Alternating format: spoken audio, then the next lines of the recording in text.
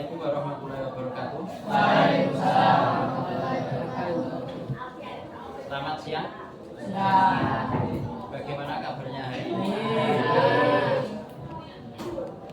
Pada pertemuan kali ini sebelum saya mulai pembelajarannya, saya mau absen dulu ya satu-satu. Abu Bakar, angkat tangan yang tinggi mas. Ahmad Farhan Hidayatullah, Ahmad Huzaifah, Arya Dimas Al-Amin, Asrof Aliyu, Bintang Al-Ghifari, Fatin Gilang Jayanto, lalu Muhammad Iskal, Asfar Solehdin, Muhammad Ishak, Muhammad Munif Hidayat, Muhammad Nasrullah, Muhammad Naufal Anesmi, Rafi Al-Farisi, Sahril Firdaus, Umar Maulana, Muhammad Yusuf Al-Fatan, Yaksan Afkar. Baik, terima kasih. Hari ini kita akan mempelajari materi tentang moderasi beragama. Ada yang sudah tahu moderasi beragama itu apa? Belum? Pernah dengar kata teroris? Teroris itu baik atau buruk mas? Buruk. Kenapa kok buruk? Karena ngebom orang, buat kejahatan. Terus kalau teroris itu memakai kata-kata agama, itu salah atau benar? Salah, karena agama itu bukan teroris. Agama tidak mengajarkan kejahatan atau sesuatu yang jahat. Di moderasi beragama kita nanti akan membahas hal-hal yang seperti itu. Baik, yang pertama pengertiannya dulu. Moderasi beragama itu apa toh? Moderasi beragama adalah cara pandang, sikap, dan perilaku yang dimana selalu mengambil posisi di tengah-tengah, selalu bertindak adil dan tidak ekstrim atau berlebih-lebihan dalam beragama. Maksudnya apa? Maksudnya kita sebagai umat beragama, saya, kalian itu kan beragama, ya toh? Harus bisa memahami sekaligus mengamalkan ajaran agama secara adil dan seimbang. Supaya apa? Supaya terhindar dari perilaku ekstrim atau berlebih-lebihan saat mempraktekannya. Paham maksudnya berlebih-lebihan? Ya, kita beragama itu ngejos boleh, tapi kalau terlalu ngejos kelihatannya yuk nggak baik-baik saja bro. Ya. Kemudian kalau di dalam Islam, moderasi beragama lebih dikenal dengan kata wasatiyah, yang artinya adalah sebuah kondisi yang dimana kondisi tersebut bisa menjaga seseorang dari kecenderungan melakukan dua sikap ekstrim. Apa itu sikap ekstrim? Yang pertama adalah sikap yang berlebih-lebihan tadi. Sikap yang berlebih-lebihan ya seperti teroris itu. Katanya dia mengatakan kalau beragama, tapi salah mengartikannya, terlalu berlebih-lebihan, akhirnya malah salah jalan. Berbuat kejahatan, menganggap orang lain itu selain mereka itu semua salah. Itu kan berlebih-lebihan. pokoknya yang benar itu cuma saya tok, yang lainnya itu salah. Itu namanya berlebih-lebihan atau ifrat. Dan sikap yang kedua, sikap ekstrim yang kedua yaitu sikap mukosir atau mengurang-kurangi sesuatu yang dibatasi oleh Allah. Dalam beragama sudah ada aturannya, sudah ada ketentuannya. Yang mengurang-kurangi berarti itu juga salah. Iya apa enggak? Mengurang-kurangi ketentuan agama itu pasti salah. Sholat zuhur ada 4 rakaat. Kalau dikurangi tanpa ada udzur berarti itu kan salah. Moderasi beragama mengajarkan kita untuk beragama secara seimbang. Enggak terlalu ngejos, tapi juga tidak terlalu pro atau salah. Itu gitu. Terus tujuannya apa? Tujuan dari mempelajari moderasi beragama itu apa toh? Tujuannya adalah mencegah tindakan diskriminatif. Tahu apa artinya diskriminatif? Diskriminasi. Pernah dengar? Artinya apa? Artinya membeda-bedakan. Membeda-bedakan apa? Membeda-bedakan terhadap kelompok atau golongan yang berbeda dalam masyarakat, baik dari aspek agama, ras, suku, dan atribut sosial budaya lainnya. Supaya apa?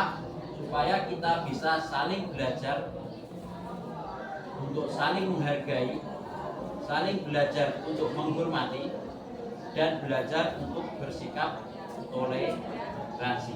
Sama seperti kalian di pondok, otomatis kalian dari banyak daerah, nggak cuma dari Magetan. Ada yang dari Magetan, Madiun, Ngawi, Papua, Kalimantan, Jakarta, Bandung, dan lain sebagainya. Sudah pasti karakteristik kalian pasti berbeda-beda. Kebiasaan kalian pasti berbeda-beda.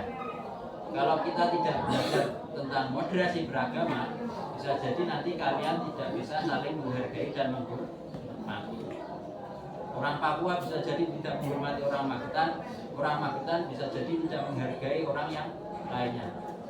Sudah orang Magetan merasa orang Tenggoro, terus dia sombong, nah ini tempat saya, kalian cuma pendatang. Kan nggak boleh seperti itu. Tujuan untuk mempelajari moderasi beragama. Ada berapa tadi?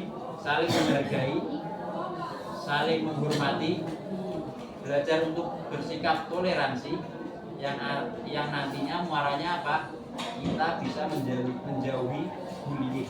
Tahu bullying? Apa? Menindas yang lebih lemah, menjelek-jelekkan teman. Itu perkara baik atau buruk? Di kelas ini ada yang seperti itu? Ada. Dibully atau membuli? Masih ada yang dibully? Udah nggak ada, udah boyong. Jangan seperti itu jelek itu. Jangan dibiasakan membuli temannya, apapun bentuknya itu. Temannya kecil dibully, temannya kurus dibully, temannya gendut dibully. Jangan. Kita harus belajar untuk saling menghargai, menghormati, dan menjaga toleransi. Itu ya. Kemudian kalau kita sudah memahami moderasi beragama, kita sudah tahu apa tujuannya moderasi beragama, nanti itu akan muncul sikap-sikap atau ciri-ciri yang ada pada diri kita masing-masing.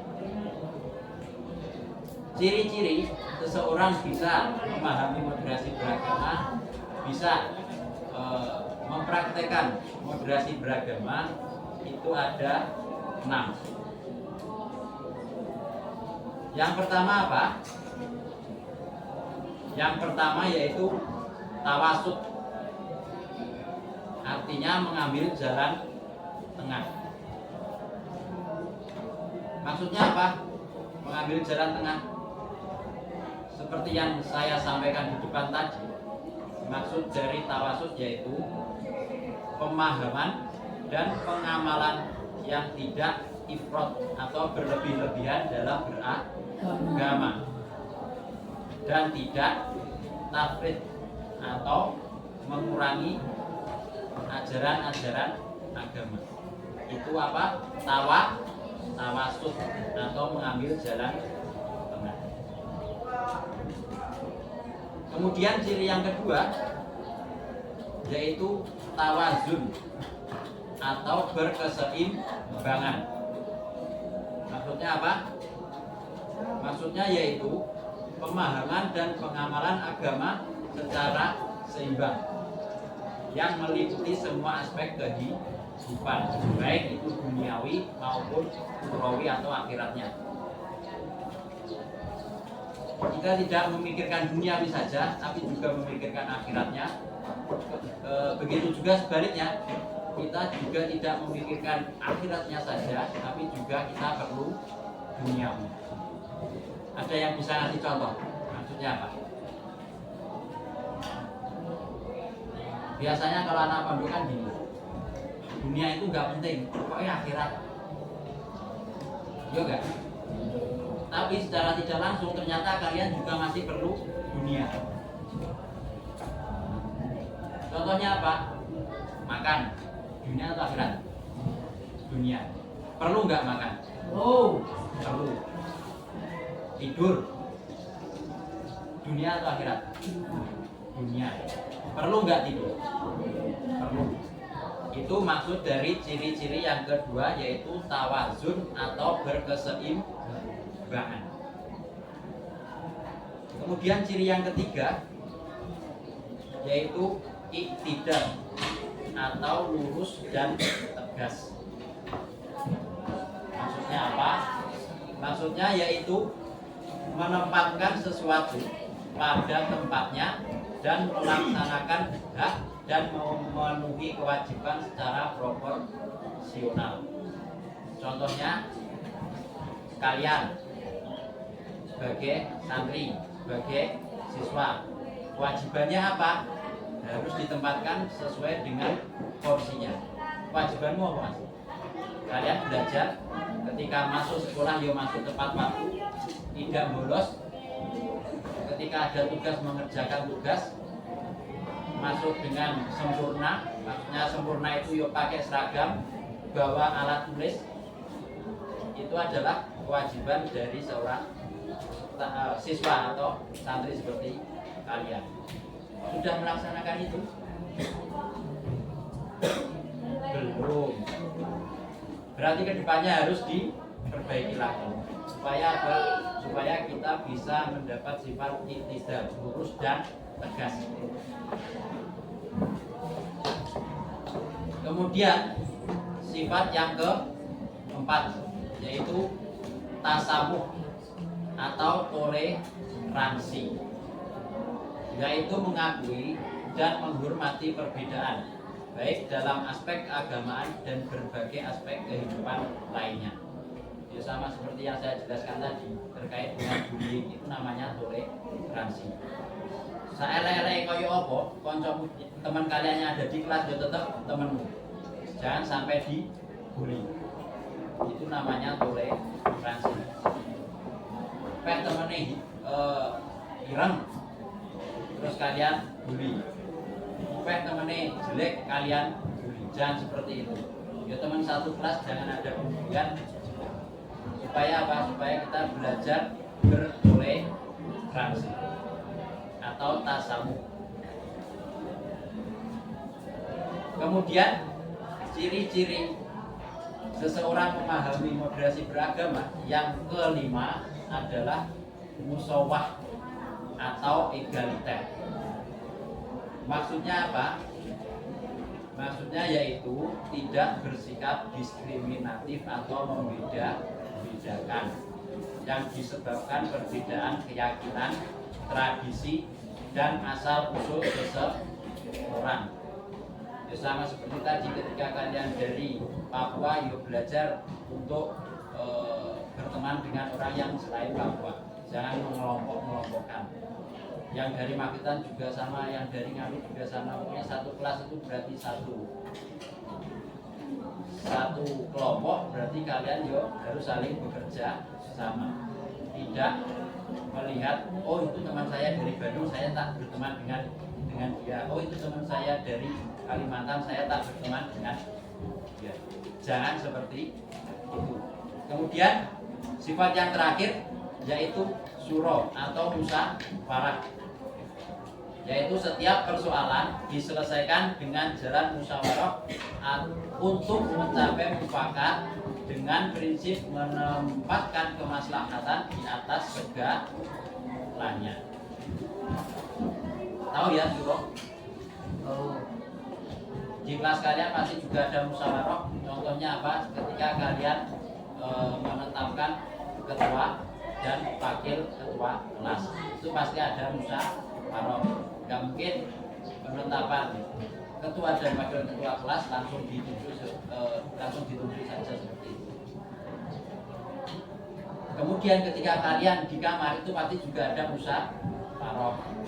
Siapa yang jadi amirnya, kemudian siapa yang piket, siapa yang baca taklim, itu pasti diselesaikan dengan musyawarah. Itu tadi beberapa sifat atau ciri-ciri dari moderasi beragama. Ada 6, yaitu tawasud, mengambil jalan tengah, tawazun, berkeseimbangan, intidal atau lurus dan tegas, tasamuh atau toleransi, yang kelima ada musawah atau egaliter, dan yang keenam adalah musyawarah. Ada yang bisa dipahami? Ada yang mau ditanyakan? Cukup? Semoga kita termasuk orang-orang yang bisa memahami moderasi beragama. Kalau sudah tidak ada yang ditanyakan, saya cukupkan pertemuan kali ini. Semoga pertemuan kita bermanfaat. Ada kurangnya saya mohon maaf. Terima kasih. Assalamualaikum warahmatullahi wabarakatuh.